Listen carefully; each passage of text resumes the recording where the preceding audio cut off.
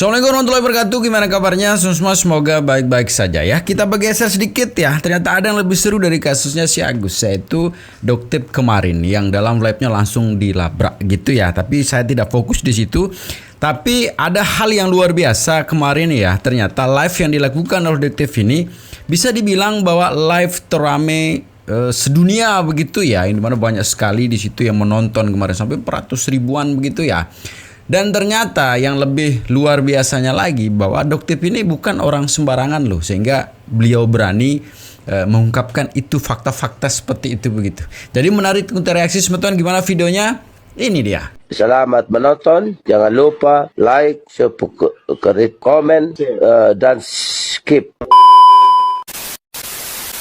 Rekor penonton live streaming terbanyak TikTok Indonesia. Bahkan ini mungkin bisa, gue bilang rekor terbanyak penonton live streaming di satu cycle di TikTok itu Southeast Asian atau satu dunia dipegang sama beliau. Wih, keren ya. Dokter detektif. Kemarin gue lagi nonton live streamingnya beliau mulai dari didatangin sampai masuk ke mobil sampai jalan itu sampai 400 ribu. Ini belum puncak nih, ini 372 ribu itu belum puncak. Sampai 400 ribu orang yang nonton, yang masuk terus ke dalam satu buah live streaming. Rekor satu, saya mau bilang itu. Yang kedua, luar biasa mentalnya dokter detektif. Sangat bermental baja, masih bisa tenang dalam keadaan seperti itu. Gue nggak tahu inti permasalahannya apa. Gue yang betul sih. ikutin, yang gue dengerin cuman dilabrak, abis itu dibilang itu produknya dapatnya dari mana, yang direview.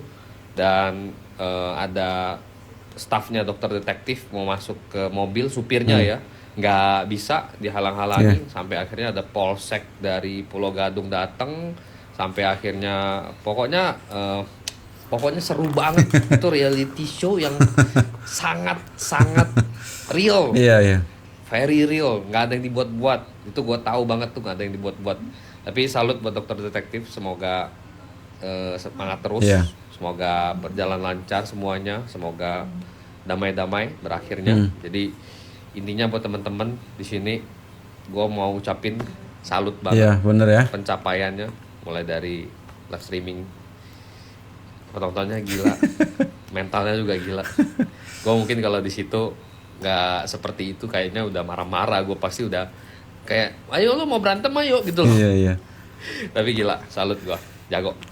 Memang sekilas kemarin juga saya sempat menonton ya yang terjadi di situ. Seru memang ya, seru sekali. Dan benar juga ya bahwa mentalnya luar biasa. Tidak ada sedikit pun ketakutan atau bagaimana yang tersirat dari wajahnya si Doktip begitu ya. Dan berkat Doktip tidak ada lagi tuh yang flexing sekarang skincare, yang overclimb, yang apa udah nggak berani gitu ya. Dan yang menarik juga bahwa Doktip ini bukan hanya akan membahas yang overclaim, tapi akan juga menyanjung yang tidak overclaim. Banyak juga video-video beliau kemarin ya. Kita lanjutin sebentar. Ini dari sisi netizen ya, yang kemarin akhirnya apa yang terjadi, Doktip melaporkan tapi apakah masuk dalam pasal berapa, ini pelaporannya. Ini dia pendapat para netizen sebentar. Fix masuk pasal 335, pasal 335 ya, tentang perbuatan memaksa orang lain dengan tindakan kekerasan atau ancaman. Ini tanggal 18 Januari kami menerima laporan dari pelapor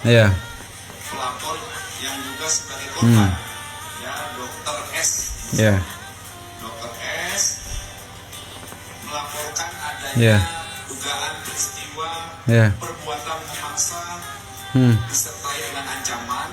Kasus ini cepat banget ditanggapi sama Polda Metro Jaya. Gue apresiasi banget sama Polda Metro Jaya. Karena saksinya semalam itu 400 ribu lebih mata memandang melihat live-nya Doktip dan juga live-nya si SS. Kalau perbuatan itu beneran ada. Mau ngelak apa lagi? Videonya udah banyak banget lo kesebar di mana-mana.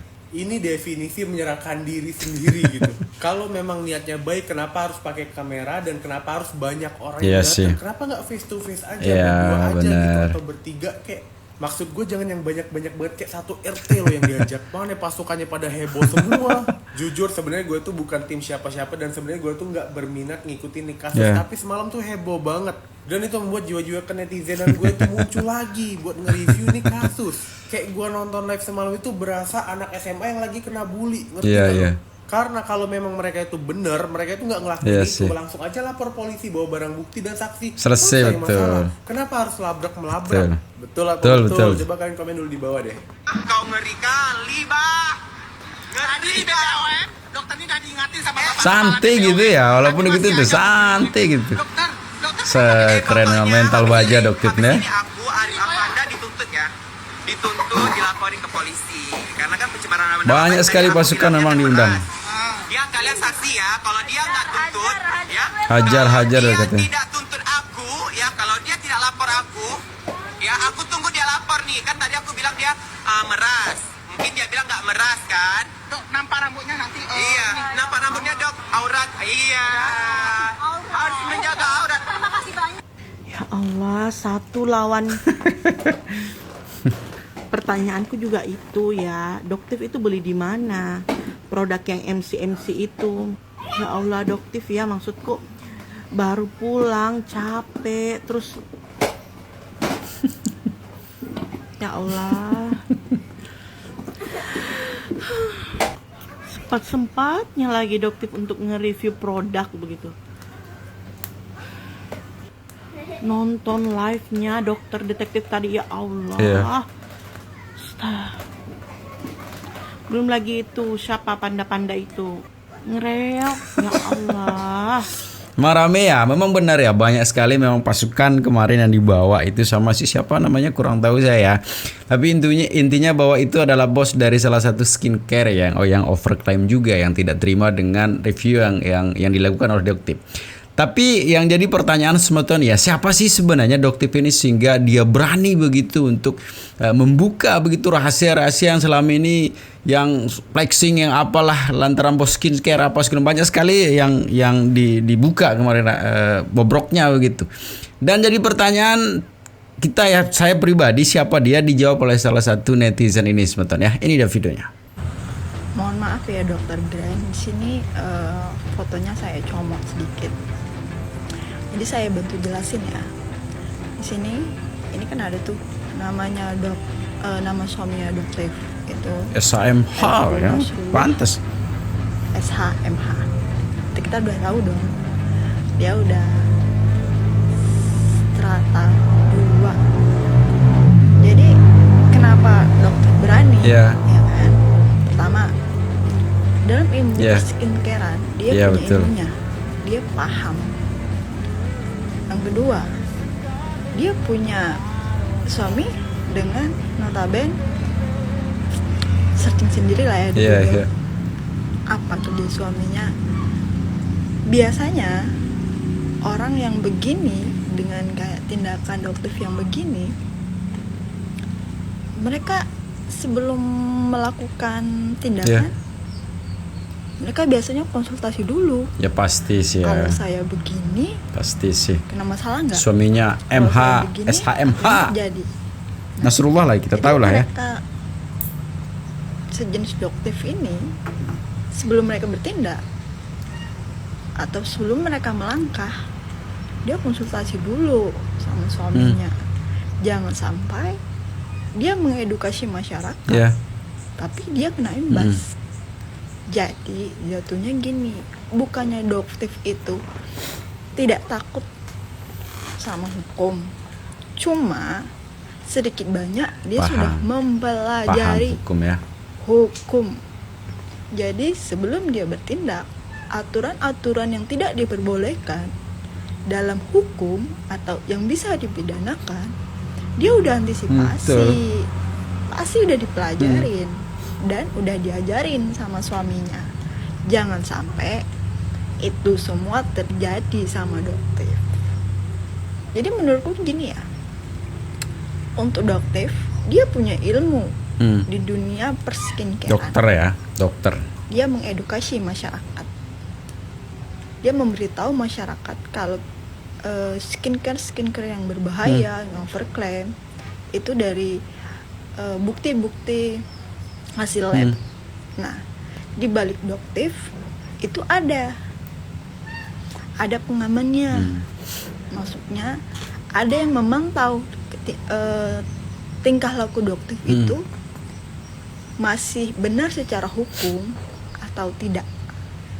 Jadi kesimpulannya, dokter ini bukan cuma berani, tapi sudah mempelajari ilmu-ilmu hukum. Ditambah lagi backingannya Suami. bukan orang sembarangan. Paham? Itulah kesimpulannya. Kalau aku bilang sih, Dovtip the Lord of Skincare. Iya. Ilmu, jabatan, kekuasaan benar-benar dipergunakan di jalur yang benar. Iya. Lanjutkan Dok, lanjutkan. Iya. Terlepas siapa yang benar siapa yang salah ya, cara dia ngerumunin Dovtip bawa timnya kayak gitu itu enggak banget. Gue sebagai orang yang dulunya pernah dibully ya, ngelihat kejadian kayak gitu tuh ke-trigger menurut gue. Itu kayak pengeroyokan. Iya sih benar. Nantinya ya, sebagus-bagusnya produk lu, netizen jadi nggak suka sama lu, ujung-ujung apa? Produk lu jadi nggak laku. Benar. Lu sabar, jangan tantrum kayak gitu Kak. Tenang dulu. Itu teman-temannya pada teriak-teriak tuh. Sampai gue denger tuh kata-kata gak sopan yang gak pantas disebut kayak gitu, nggak boleh kayak gitu. Udah ya, nanti kalau misalkan ketemu lagi jangan tantrum lagi, jangan gitu lagi, jangan teriak-teriak kayak gitu. Ya kasihan, lu juga punya pekerja kan banyak Kak. Udah. Banyak kejadian memang Smeton ya kemarin ketika memang tiba-tiba dibahas diulik-ulik itu produknya terus nggak terima malah meremehkan. Ya ujung-ujungnya ya produknya udah nggak diminati lagi sama para konsumennya begitu ya. Banyak sekali memang kejadian sekelas Dr. Richard Lee aja kemarin itu. Untung saja ya ada memang pernyataan-pernyataan minta maaf mungkin di situ ya yang mengakibatkan udah selesai begitu. Tapi yang tantrum yang gitu dan dipastikan juga karena banyak kejadian gitu ya, dipastikan ya produknya akan nggak laku lagi di pasaran begitu, bagaimanapun cara nanti mempromosikan begitu. Tapi yang menarik juga Smeton ya, ada kemarin pernyataan memang dari bos skincare itu sendiri bahwa dia itu sudah nggak ngejual gitu produknya, sehingga dipertanyakan lah produknya dia dapat dari mana begitu. Akhirnya ditanya lah ke Doktipnya di live kemarin itu begitu, di mana dia dapat produk dalam status dia itu udah tidak menjual begitu. Tapi pernyataan menarik juga dan ini juga dipertanyakan juga ini ke Bunda Korla juga mempertanyakan itu, tapi jawaban Doktip dia dapat dari seorang yang tidak mau disebutkan namanya begitu ya. Ini menarik juga, kita tonton video sebentar. Ini dia.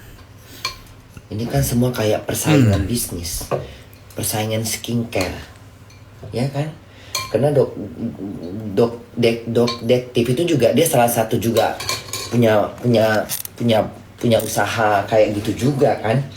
Sebenarnya kalau mau dibilang kayak gini, misalnya Bunda, satu contoh misalnya Bunda jual produk apa gitu, terus Bunda memilangkan produk lain misalnya, kalau di sini nggak boleh, itu ada undang-undangnya, nggak boleh sebenarnya. Tinggal laporkan aja ke BPOM, nanti biar BPOM yang mengurus. Jadi sebenarnya nggak boleh. Misalnya gini, misalnya L'Oreal sama L'Oreal sama apa gitu, misalnya sama produk lain, Revlon lah gitu. Terus Revlon membongkar, itu ada undang-undangnya sebenarnya, nggak boleh itu. Cuman Indonesia ini kan hukumnya udah nggak jelas, tak kemana-mana, nggak boleh sebenarnya. Kalau secara hukum nggak boleh. Kalau dia mau memberi sesuatu yang memberitahu sesuatu yang nggak bagus, tinggal selidikin aja diam-diam, nggak boleh digembar-gembor, ya kan? Awalnya Bunda juga menerima, tapi setelah Bunda pikir-pikir kalau di Eropa nggak boleh. Ini terserah ya, ini menurut Bunda ya. Kalau dia memang punya bukti yang kuat, dia tunjukkan dong, jangan diam. Iya, memang aku dapat produk kau, aku beli di sini. Kenapa dia nggak memberitahu? Si Sela itu wajar pingin tahu, karena dia tahu itu udah kebohongan buat dia. Jadi dia harus, kalau Bunda sebagai toko sembako, ketika orang mereview produk Bunda jelek, tapi Bunda ini kayaknya bukan produk aku deh. Kalaupun produk aku mungkin udah berlalu, tapi udah nggak ada lagi di pasaran, dapat dari mana nih orang? Yang jadi masalah sebetulnya ya ketika memang overclaim gitu ya, yang bahannya murah gitu dijual mahal begitu ya, apalagi menggunakan bahan-bahan di situ yang membahayakan juga untuk para konsumennya. Itu sih sebenarnya poinnya begitu. Yang ini bagus, bisa memutihkan dalam waktu singkat begitu, ternyata bahan yang dipakai itu sangat berbahaya untuk kulit begitu ya. Tadi ada pertanyaan ya yang kita bahas juga ya, di mana sih dia dapat begitu dalam status memang pemilik skincare itu sudah nggak ngejual lagi barangnya begitu. Ini jawaban Doktif ya. Makanya tadi ada satu hal yang memang beliau memaksa Doktif untuk memberitahu siapa penjual dari produk yang Doktif unboxing. Oh, tadi ada ngomong gitu. Ya kan? Dan Doktif tidak akan pernah kasih tahu, karena itu adalah haknya Doktif. Nggak ada yang bisa memaksa itu. Karena Doktif mengamankan penjualnya. Jangan sampai penjualnya kenapa-napa. Biar Doktif jangan sampai tadi.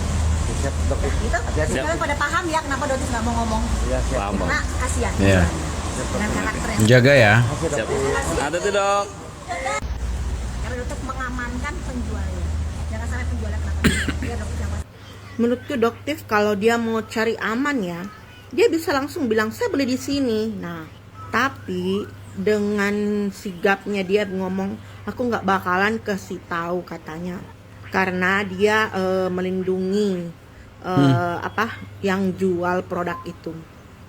Kalau Doktif mau cari aman ya, dia langsung bilang saya belinya di sini ini sama orang ini, kalau perlu dia bawa dengan orang orangnya begitu. Ya pokoknya ini nggak tidur tadi malam gara-gara tunggu Doktif dengan ini SS. Jadi alam semesta ini kalau kamu menjadi gilirannya untuk jatuh, artinya ada sesuatu yang perlu kamu pelajari supaya kamu lebih berkembang, menjadi pribadi yang jauh lebih baik. Tapi kalau berisik, ya nyalahin ini itu, mencari kambing hitam, playing victim, nanti kamu nggak dapat apa-apa, tambah jatuh lagi. Ya gitu ya, prinsipnya begitu. Pasti banyak yang setuju sama saya. Komen yuk yang setuju. Ini mumpung lagi lampu merah, mau diskusi dikit mengenai kehebohan kemarin Doktif dan ya KSS ya yang terkait skincare atau produknya gitu. Pada dasarnya sekarang banyak skin edukator termasuk Doktif dan lainnya dengan berbagai cara yang tujuannya adalah ingin memberikan informasi dan supaya para pengguna dan netizen mendapatkan skincare yang benar-benar aman dan efektif sesuai yang diharapkan. Apalagi seperti Doktif dan lainnya ada yang sampai tes lab sendiri mengeluarkan uang pribadi ya demi kebaikan bersamalah pada intinya. Namanya edukasi pasti ada berbagai cara penyampaian yang mungkin ada yang suka atau nggak suka lah. Tapi di luar itu semua mungkin bagi produk yang masa di-review mungkin bisa menanggapinya lebih bijak lagi gitu. Aku tahu kebanyakan pasti ingin membuat produk yang baik dan disukai masyarakat dan berharap efektif serta aman. Maka dari itu mungkin dari reviewer dan dari yang di produknya di-review bisa sama-sama saling terbuka mendiskusikan dengan cara yang baik. Menurut itu lebih oke, karena menurut aku kasihan gitu yang misalkan edukatornya memberikan informasi tapi malah kayak agak dilabrak, dan ya lebih baik diskusi cara baik lah untuk kebaikan bersama. Ya sebagai contohnya mungkin aja ada oknum-oknum di luar sana mengatasnamakan merek tertentu, jadi seolah-olah tuh merek punya dirinya padahal bukan, yang ternyata isinya bahan bahaya, padahal si pembuatnya nggak pernah buat produk seperti itu, tapi ketahuan oleh reviewer gitu kan. Itu salah satu masukan juga untuk keamanan bersama. Terlepas dari itu semua, yang terpenting adalah pengawasan lebih ketat oleh BPOM. Jadi misalkan ada informasi dari sosial media oleh edukator atau Doktif, mohon baiknya dicek, di random check apakah benar atau tidak, dan jadi bahan evaluasi bersama. Jadi gitu guys, semoga bermanfaat. Nah itu sebetulnya ya, tapi ada juga pernyataan kemarin itu yang menyalahkan juga ya. Ada juga dibalas sama netizen loh, apa kerjaannya gitu ya, yang departemen itulah nggak usah kita sebut ya, tahulah ya. Jadi segitu sebetulnya ya masyarakat, tapi kita masyarakat netizen harus kompak ya, harus jaga persatuan dan kesatuan kita ya. Assalamualaikum warahmatullahi wabarakatuh.